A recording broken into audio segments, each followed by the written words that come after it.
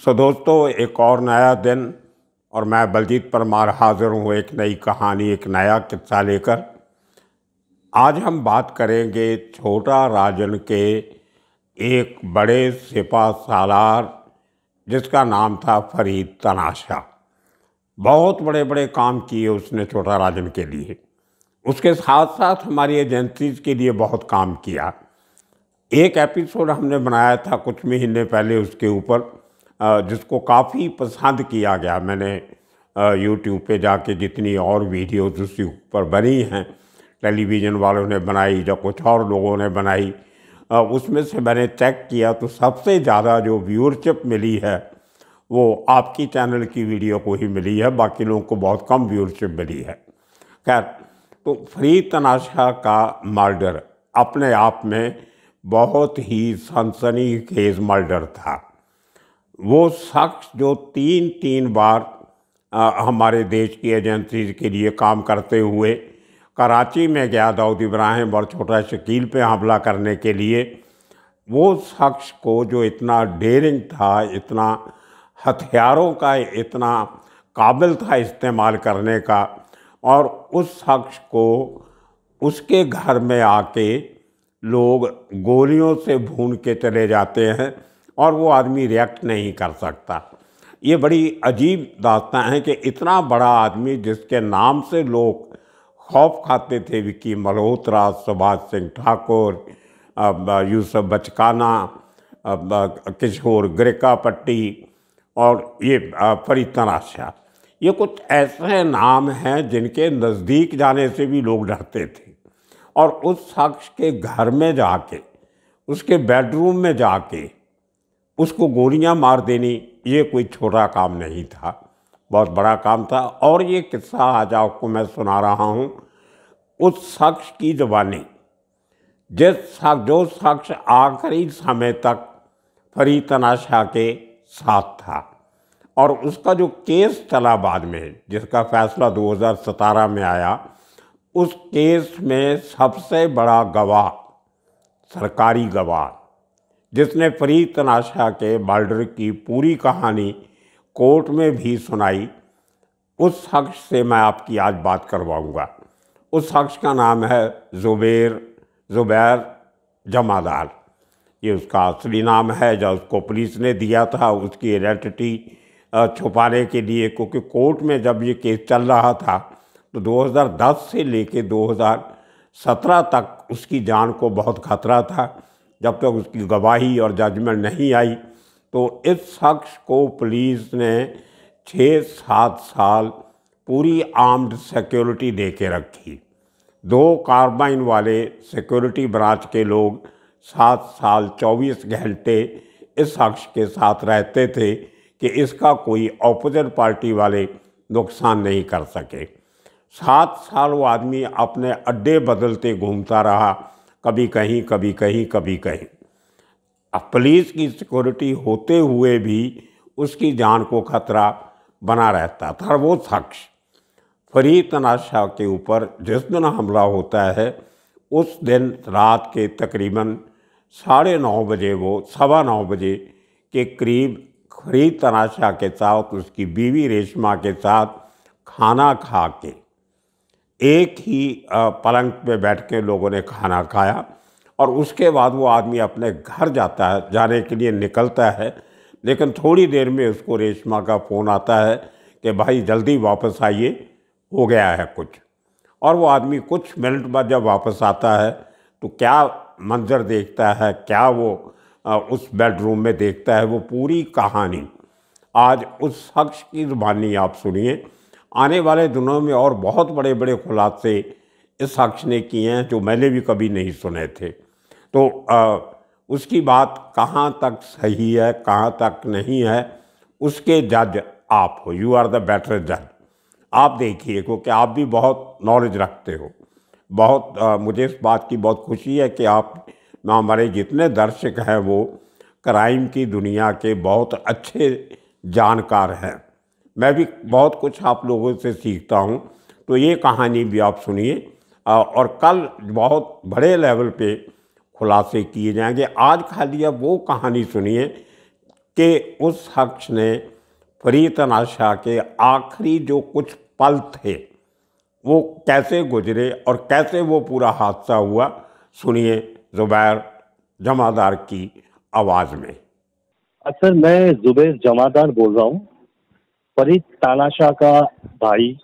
एक रिश्ते से फरीद तानाशाह मेरा भाई लगता है, एक रिश्ते से मैं उसका चाचा लगता हूँ। हम दोनों रिश्तेदारी में हैं। फरीद तानाशाह जो है ये तिलक नगर में पैदा हुए थे, बिल्डिंग नंबर 1 में। वहाँ उनका बचपन गुजरा है। उसके बाद जब जवानी में आ गए तो फरीद भाई को उनके पिताजी बॉम्बे पोर्ट्स में काम करते थे, वहीं फरीद भाई को काम पर लगाया गया। फरीद भाई पेशे से एक इंजीनियर थे। मैजगांव डॉक कंपनी में जो शिप होती है पानी की, उसके ऊपर वो इंजीनियरिंग का काम करते थे। कौन सी कंपनी बताई आपने?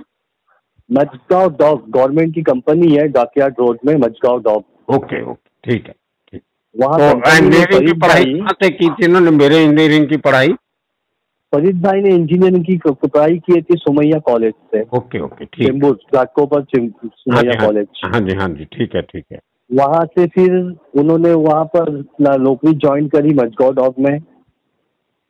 वहाँ शिप पर वो काम करते थे इंजीनियरिंग का। और कुछ दिनों बाद एक ऐसा हादसा हो गया कि जो हमारे जो बॉस है छोटा राजन, उनके जो बॉस थे बड़ा राजन, उनकी हत्या हो जाती थी। अब उसमें जो इन्फॉर्मर का काम किया था जिसने मंगेश पवार, उस मंगेश पवार की हत्या के लिए छोटा राजन की तरफ से फरीद भाई और कुछ लोगों की टीम बनाई जाती है। उसमें फरीद भाई और कुछ लोग 5 लोग मिलकर मंगेश पवार की हत्या कर देते हैं सेल कॉलोनी में। उस मर्डर में फरीद भाई 7 साल जेल में रहते हैं। ये कौन से सन की बात होगी अंदाजन? ये मैं आपको बता रहा हूँ, ये 86 के टाइम की बात बता रहा हूँ। ओके, 86 से। हाँ। फिर फरीद भाई और ये सब लोग जो है 7-8 साल के बाद जेल से छूट के आते हैं। वहां से फरीद भाई का जो सिलसिला जुड़ता है छोटा राजन गैंग के साथ, बहुत करीबी जुड़ता है। और हाँ, फिर बाद में दाऊद कंपनी, छोटा राजन कंपनी दोनों एक साथ में थी। तो बहुत से मर्डर, बहुत से फायरिंग में फरीद भाई का इन्वॉल्वमेंट था। और रफ्ता रफ्ता देखते देखते जिंदगी यहाँ तक पहुँच गई कि एक रोज एक बिल्डर के पास से पैसे की वसूली लेनी थी। ओके। मैं उस बिल्डर का नाम नहीं बताऊंगा, घाटकोपर का, चेंबूर का वो उसका काम चलता था बिल्डर का। उस बिल्डर के पास से 75 लाख रुपया जो है लेना था। ओके। अब उस बिल्डर से जब राब्ता कायम किया गया कि भाई 75 लाख रुपया सेठ को देना है, तो बिल्डर ने सामने से जवाब दिया कि भाई पैसा तो मैंने भरत नेपाली को दे दिया। ओके। अब फरीद भाई ने, हमारे बॉस जिसने हम सेठ के नाम से पुकारते हैं, सेठ को हमारे बताया फरीद भाई ने कि भरत नेपाली ने 75 लाख रुपया उस बिल्डर से ले लिया। ओके। तो अब फरीद भाई को नाना भाई ने जिम्मेदारी दे दी है कि अब भरत नेपाली से 75 लाख रुपया मंगा ले। ओके। वो 75 लाख रुपये को लेकर, रकम छोटी सी थी लेकिन बॉस के ना बोलते हुए किसी बिल्डर से पैसा लेने का अधिकार कंपनी में किसी को नहीं है। वो 90 लाख की बात करते थे, तो 90 लाख नहीं था, 75 लाख था। 75 लाख रुपया था। तो उस बिल्डर के पैसे की रकम छोटी है लेकिन बिगर नाना भाई के बोले कोई पैसा ले नहीं सकता है। और भरत नेपाली ने वो पैसा वहां से उठा लिया। अब फरीद भाई ने मेरे सामने भरत नेपाली को फोन लगाकर गालियां दी कि पैसा इज्जत से हवाले से भेज देना वरना बैंकॉक में आके तुझे ठोक दूंगा। ये बॉम्बे से फोन किया था, घर से या बाहर से कहीं? ये घर से मेरे, हम लोग सब साथ में बैठे हुए थे। मेरे सामने फरीद भाई ने भरत नेपाली को बोला 75 लाख रुपया 3 दिन के अंदर दे देना, नहीं तो बैंकॉक में आके तेरे को ठोक दूंगा। ओके। वहीं से ये रंजिश चालू हो गई। उसी के चलते भरत नेपाली सेठ से राब्ता कायम करना बंद कर दिया और उसी दौरान उसने शाहिद आजमी एडवोकेट को गोलियां मार दी। ओके। जिसमें जेडी नाम का लड़का शूटर था, उसने फायरिंग की थी उसके ऑफिस में घुस के। फिर वहां से पूरा नाम था उसका जेडी का? देवेंद्र जगताप। हाँ, देवेंद्र जगताप। ओके। हाँ, देवेंद्र जगताप उर्फ जेडी। हाँ। उसको इस्तेमाल किया भरत नेपाली ने और शाहिद आजमी की विकेट निकाली। ओके। वो अपना दबदबा दिखा रहा था नाना भाई को कि मैं मार्केट में उतर गया हूँ। तो उसमें नाना का कोई रोल नहीं था शायद आजमी के मर्डर में? शाहिद आजमी के मर्डर में हमारे सेठ का कोई रोल नहीं था। भरत नेपाली ने ये फरीद भाई को और नाना को बताने के लिए ये मर्डर किया था उसने। ओके। बल्कि शाहिद आजमी की जिस दिन मर्डर हुई थी उस दिन मैं कम से कम 20 बॉक्स बिसलेरी पानी लेके राजावाड़ी हॉस्पिटल गया था वकील लोगों की खिदमत में। ओके।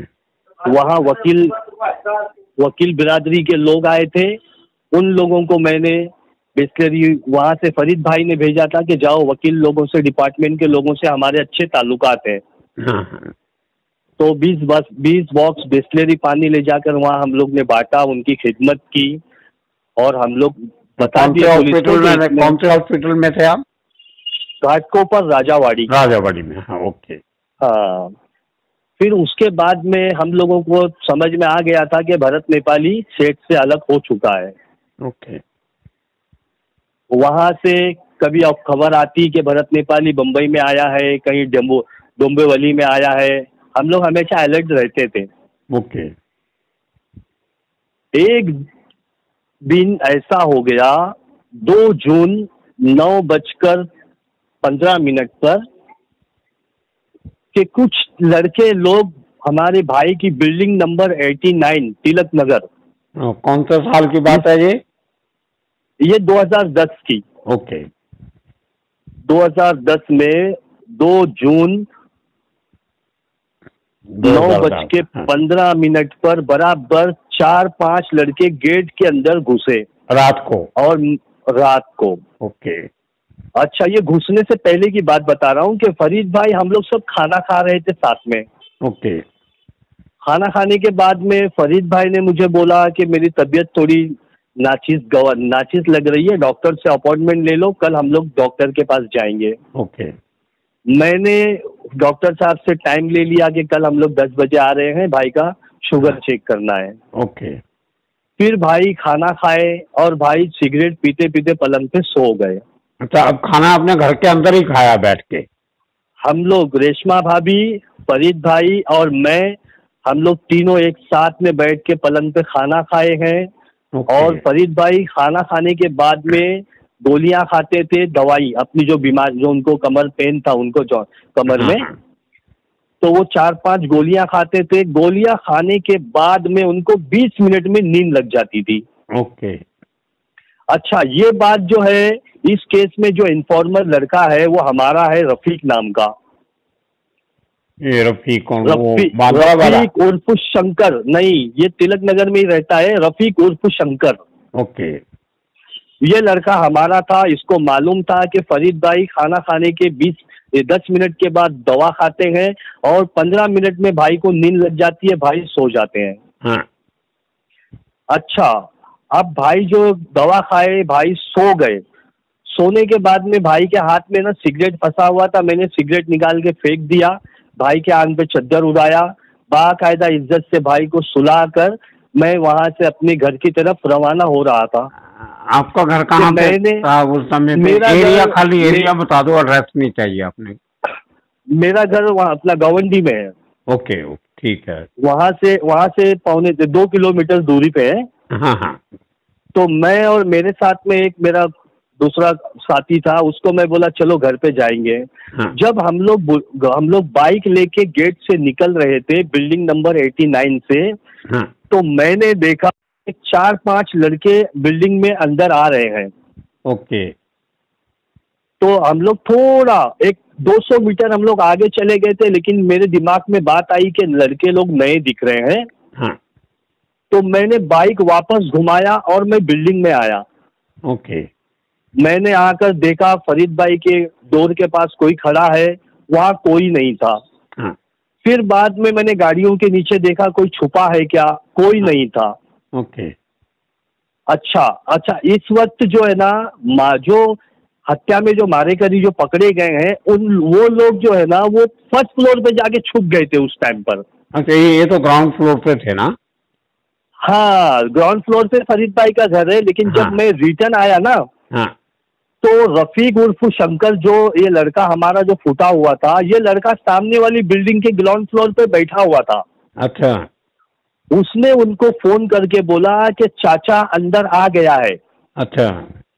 तो इसलिए वो लोग जाकर फर्स्ट फ्लोर पे ऊपर छुप गए और मैं ग्राउंड फ्लोर पर ढूंढा, नीचे आकर देखा, गाड़ियों के पीछे देखा, कोई मुझे दिखा नहीं। मैं वापस बाइक पे अपनी निकल के चला गया। हाँ। जब मैं सहाकार थिएटर तक पहुंचा हूँ, जो कम से कम आधा किलोमीटर दूरी पे है फरीद भाई के घर से, हाँ।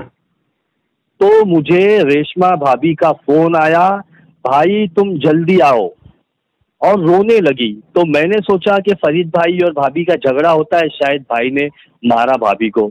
मैंने लड़के को बोला गाड़ी घुमाओ, बिल्डिंग की तरफ चलो।